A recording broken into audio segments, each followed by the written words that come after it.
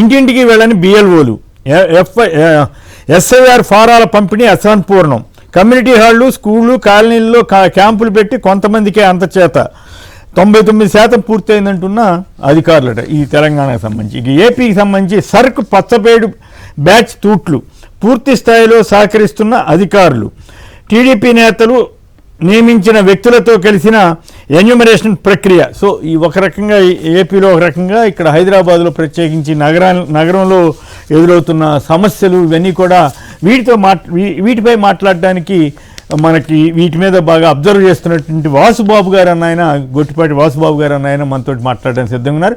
వాసుబాబు గారు నమస్కారం. చెప్పండి, ఏమిటి ఈ ఓటర్ల జాబితాలో ఓటు నమోదు అంశం అంత క్లిష్టంగా ఎందుకు మారుతోంది అనిపిస్తోంది మీకు? నమస్కారం అండి, అక్కడ ఉన్న వారికి, తర్వాత సాక్షి వీక్షకులకి నమస్కారం. నమస్కారం. అంటే వీళ్ళు చేపట్టినటువంటి అంటే ఏంటది, ప్రత్యేక ఓటర్ల జాబితా నవీకరణ అనేటువంటి ప్రక్రియ చేసే విధానం, ఒకవేళ రిజల్ట్ యాక్చువల్ ఓటర్ అంటే అసెప్టబిలిటీ ఖచ్చితత్వం కోసం పనిచేసేమో కానీ, బట్ వాళ్ళ పరిస్థితి ఏంటంటే తన ఓటుని కాపాడుకోవటానికి మానసిక శ్రమ చేయాల్సినటువంటి పరిస్థితి వచ్చిందనమాట. మానసిక శ్రమ. ఎందుకనంటే మన ఓటు ఉంటుందో ఉండదో, అక్టోబర్ దాకా మనం ఇచ్చే ఫాములు సరైనవో కాదో, తీసుకునే వాళ్ళకి నాలెడ్జ్ ఉందో లేదు మాకు ఇది తెలియట్లేదు ఫిల్ చేయాలని అంటే చెప్పే నాలెడ్జ్ కూడా వాళ్ళకి లేదు. ఉదాహరణకి నిన్న నాకు డౌట్ క్లారిఫై చేయడానికి దగ్గరలో ఉన్నటువంటి హెల్ప్ డెస్క్ వెళ్తే సరే అమ్మాయి చెప్పింది ఇట్లా ఇవ్వాలి, మీ 2002 దీనికి సంబంధించినటువంటి ఇన్ఫర్మేషన్ కావాలి, మీ అమ్మా నాన్న ఇవ్వాలి అని అంది. ఎక్కడి నుంచి వస్తాయి అమ్మా ఇది? సరే ఓకే, మీ దగ్గర హెల్ప్ డెస్క్ పెట్టారు కదా, మీకు వచ్చే సమస్యలు ఎక్కువ దేని గురించి వస్తున్నాయి అని అంటే, ఈ అప్లికేషన్ ఫిల్అప్ చేయడం గురించే వస్తుంది సార్, ఎక్కువ మంది 2002 డేటా అడుగుతున్నారు ఏంటని అడుగుతున్నారు అని అన్నారు. అంటే ఏంటి, ప్రజల మధ్య ఎక్కువ మంది ఈ సమస్యతో ఇబ్బంది పడుతున్నట్టే కదా. అవును. సో దీనికి ప్రభుత్వం వాళ్ళ ఆలోచన ఏంటో, తర్వాత ఎలక్షన్ కమిషన్ ఆలోచన ఏంటో తెలియదు కానీ, ప్రజలైతే మాత్రం చాలా అంటే చాలా ఇబ్బంది పడుతున్నారు. నేను అక్కడ ఉన్న కొద్ది సమయంలోనే 4-5 వచ్చారు, మేము 2002లో ఇక్కడ ఓటేసామమ్మా, ఆ బూత్ ఏదో గుర్తులేదు మాకు, ఈ బూత్ ఏదో చెప్తారా అని. ఇట్లాంటి నగరాల్లోనే ఇలా ఉంటే అసలు విలేజెస్ లో, గ్రామీణ ప్రాంతాల్లో ఉన్నటువంటి వాళ్ళు ఈ టెక్నాలజీ మీద అవగాహన లేని వాళ్ళు ఏ విధంగా చేయగలుగుతారు? అవును. హైదరాబాద్ లో ఏ ప్రాంతంలో ఉంటారు సార్? మీ హైదరాబాద్ లో ఏ ప్రాంతంలో నివసిస్తున్నారు? ఏ ఏరియా వార్డ్ ఆఫీస్ నియోజకవర్గం ఇది?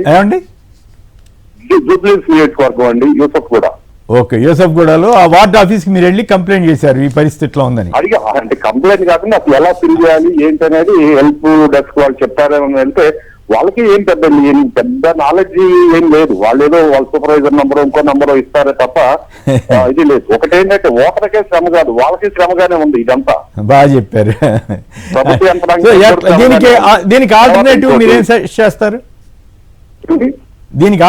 మీరేం సజెస్ట్ చేస్తారు? ఎలా అయితే బాగుండేది? ఇంకోటి సార్, ఈ పార్ట్లో ఆల్టర్నేటివ్ మాట్లాడే ముందు ఇంకొక దీనికి కాస్ట్ అనాలిసిస్ కూడా ఇస్తే, ఒక అప్లికేషన్ ఫిల్ చేసి 2 ఫోటోలు పెట్టి 2 జిరాక్స్ లో ఏదో తీసి ఇస్తే కనీసం అంటే 20 రూపాయలు అవుతుందండి. 20 రూపాయలు అంటే 80 కోట్ల ఓట్లు అంటే 80 దగ్గర 1600 కోట్లు అవుతుంది. అవును. తర్వాత దీనికి వాళ్ళకి ఓకే ఖచ్చితత్వం కావాలి అని అంటే, వాళ్ళకి గ్యాస్ సిలిండర్ కావాలంటే కేవైసీ, మీ phone number, gas connection, Aadhaar synchronise అయితేనే మీకు గ్యాస్ ఇస్తాం, లేకపోతే లేదన్నారు. వెల్ఫేర్ స్కీమ్స్ ఇస్తామంటున్నారు, అలాగే అవి సింక్రనైజ్ లేకపోతే ఏమో అంటున్నారు. ఇది కూడా చేయొచ్చు కదా, voter ID, Aadhaar card, phone number. దీన్ని చేస్తే మీకు ఒక ఓటర్కి ఒక ఫోన్ నంబర్, ఒక ఆధార్కి ఒక ఓటే ఉంటది కదా అప్పుడు. అవును. సో మంచి సలహా ఇచ్చారు. ఒక్క నిమిషం దయచేసి లైన్లో ఉండండి. మన పురుషోత్తమ రెడ్డి గారు ఏం సలహా ఇస్తారో, మీరు పడుతున్న ఇబ్బందుల మీద వారి రియాక్షన్ ఎట్లా ఉంటుందో చూద్దాం. పురుషోత్తమ రెడ్డి గారు, వాసు గారు చెప్పింది విన్నారు కదా, మీరేమంటారు? వారు చెప్పింది ఒక వాస్తవం. దాని ప్రభుత్వాలు ముఖ్యంగా ఎలక్షన్ కమిషన్ సీరియస్ గా ఆలోచించాలి. 2 సమస్యలు వస్తున్నాయి కుమ్మయ్య గారి దీంట్లో.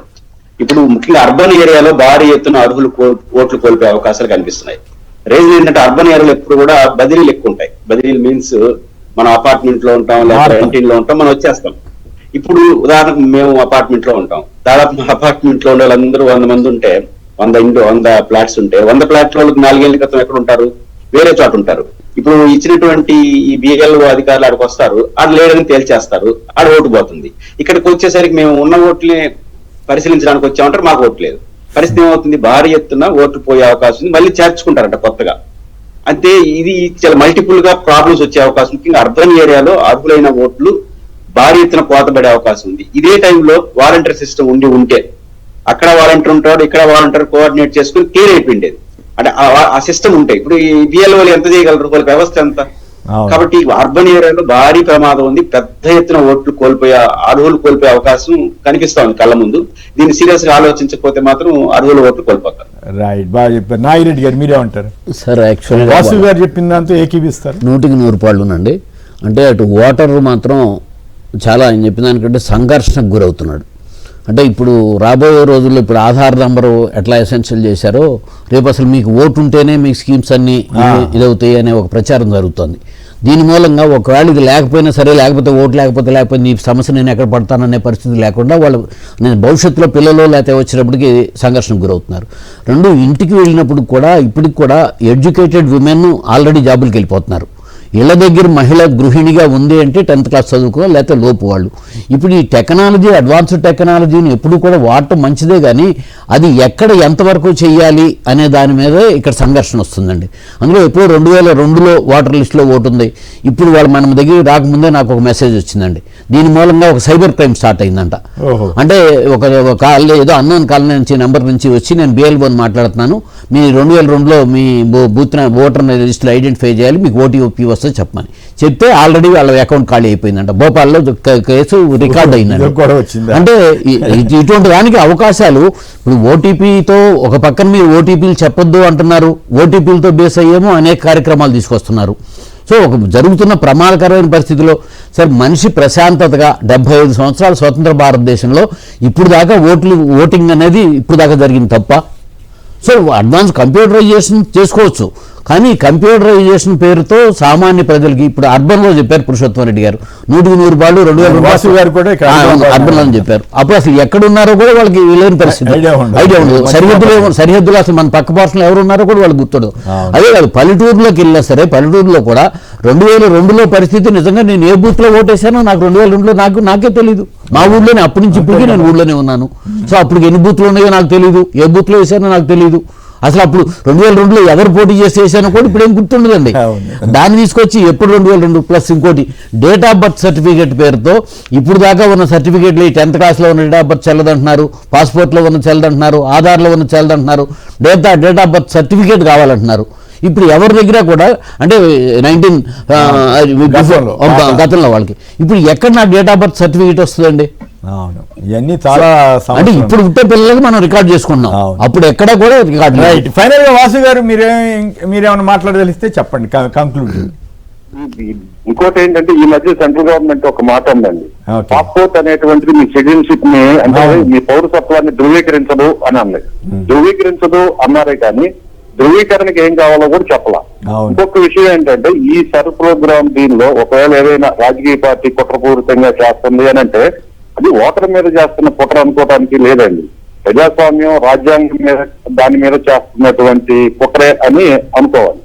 ఇంకొకటి ఏంటంటే సమాజంలో కూడా బాగా విజ్ఞత కలిగి చెప్పగలిగి చేయగలిగిన వాళ్ళు కూడా వయసు వాళ్ళని వితంతువులాగా బిహేవ్ చేస్తున్నారు.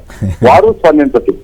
కనీసం అట్లాంటి వాళ్ళు ఏదన్నా వాళ్ళ వాయిస్ ఉంటే కనీసం ఈ డేట్ 25 కాదు, దీని మీద సింప్లిఫై చేసి అందరూ ఎవరి ఓటు వాళ్ళు చూసుకునే విధంగా ఉండే విధంగా చేసుకోవడానికి సిస్టమ్ మార్చి ఈ డేట్ ని ఎక్స్టెండ్ చేసి జూలై 25 అంటే 15 రోజులు. ఇప్పటికీ పెద్ద స్పందనే లేదు అసలు. వాళ్ళ మ్యాన్ పవర్ అంటే మ్యాన్ పవర్ ని మనం అడగటానికి కూడా వాళ్ళ దగ్గర ఏది పెద్ద స్పందన లేదు. 25 తర్వాత ఎవరు ఫోన్లు కూడా ఎత్తారు, ఇప్పటికే ఎత్తట్లా, బిఎల్ఓలు ఎత్తట్లా ఫోన్లు. ఇంకోటి ఏంటంటే రాజకీయ పార్టీలు కూడా వాళ్ళ పార్టీల నుంచి వాళ్ళ ఏజెంట్లో వాళ్ళతోటి ఎలక్షన్ అప్పుడు ఎట్లా తిరిగి డబ్బులు పంచడానికి అలవాటు పడ్డారు, ఇప్పుడు కూడా ఓటుందో లేదో చూసుకోవడానికి కూడా చేస్తే బాగుంటుంది అనేది నా అభిప్రాయం. పార్టీలు పెట్టుకుని ఏజెంట్లు కానీ వాళ్ళు వస్తున్నారు సార్. కాదు, మేమైతే వైఎస్ఆర్సీపీ నుంచి విలేజ్ లెవెల్ దాకా దీని మీద స్పెషల్ కాన్సన్ట్రేషన్. అంటే అసలు రేపు ఎప్పుడో ఓట్లు అని కాదు, ఆయన చెప్పిన డెమోక్రసీలో ఓటు అనేది ప్రధానం. అది వైఎస్ఆర్సీపీ ఓటర్ అని కూడా చూడలేదు. మీరు గ్రామంలో ప్రతి వ్యక్తులు ప్రతి వాళ్ళకి కూడా ఓటు ఉందా లేదా అనేది స్పెషల్ ఇంట్రెస్ట్ గా వాళ్ళకి ఎడ్యుకేట్ చేయమని చెప్పి మేము స్పెషల్ ప్రోగ్రామ్ తీసుకుని చేస్తున్నాం. రైట్, థ్యాంక్ యూ వాసు గారు, మీరు ఈ సర్ మీద మాట్లాడినందుకు. ఈ కార్యక్రమాన్ని సాధ్యమైనంత వరకు ప్రతిరోజు కూడా ప్రజల నుంచి కూడా అభిప్రాయాలు చేసుకుని కంటిన్యూ చేద్దాం. సో దట్ ప్రజాస్వామ్యాన్ని ఇందాక వాసు గారు అన్నట్లు ఈ ప్రజాస్వామ్యానికి జరుగుతున్న నష్టం దీన్ని నివారించాల్సిన అవసరం ఉందని వారు అన్నదాంతో ఏకీభవిస్తూ ఇక ప్రజలు కూడా స్పందించాలని, మేధావులు దీని మీద స్పందించాలని, ఎలక్షన్ కమిషన్ కూడా సరిగా స్పందించాలని ఆకాంక్షిద్దాం.